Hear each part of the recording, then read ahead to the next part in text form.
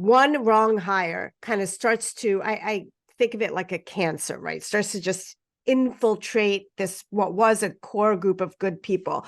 And that you could start to see, and I've seen this in my practice, start to see the morale go down, the quality of service go down, patient complaints go up. And, it's not subtle, like it's pretty obvious.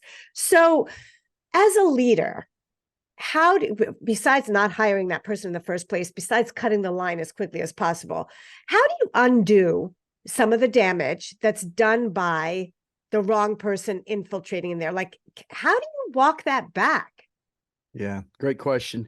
I want to first, before I talk about walking it back, I want to talk to you about your team first. I mentioned competition earlier in our conversation about how we're conditioned to compete against one another.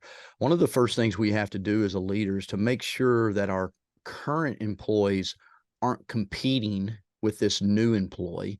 They're collaborating. They're helping that person be successful. And so we as leaders have to spend time with our current staff, the ones that we love, that love us, that will do anything for us, to make sure that when we bring a new employee and they all know the activation plan, that 90-day activation plan, they're doing everything they can to help that new employee get off of the runway, get out of the nest, whatever you want to call it, to activate their potential. Everybody needs to be a teacher. Now, not everybody's like that. Some people will sit back and say, God, that person's just lazy. I don't like the way that person dresses. I don't like their hair. I mean, so they're getting this competition mindset, right? And they start criticizing all of these little things.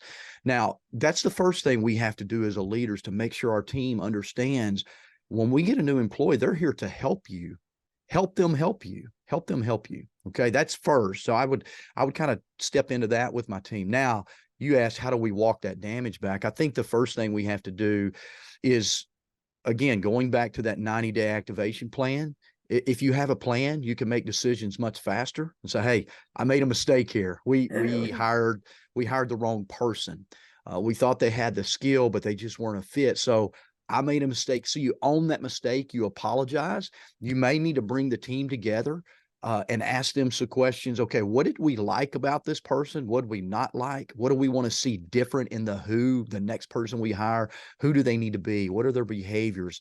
And so you bring them into that conversation with you about the next hire, versus kind of a lot of hiring managers, what they do, they hear their team complain, we need help, we need help, we need help. They go out and hire alone, kind of out on an island by themselves. They bring this new person onto the island, and that person has got to survive. Now the new employee's playing survivor. Like, who do I need to build relationships with here to survive this new island, right? And what we have to teach our team is, hey, when we bring a new tribe member in, let's help them survive. Let's teach them the tools. Let's be a good team member, but join me in making sure that I'm asking the right questions, maybe even do some team interviews. I talk about that in my book. Do some team interviews and let more people get involved in that interview process.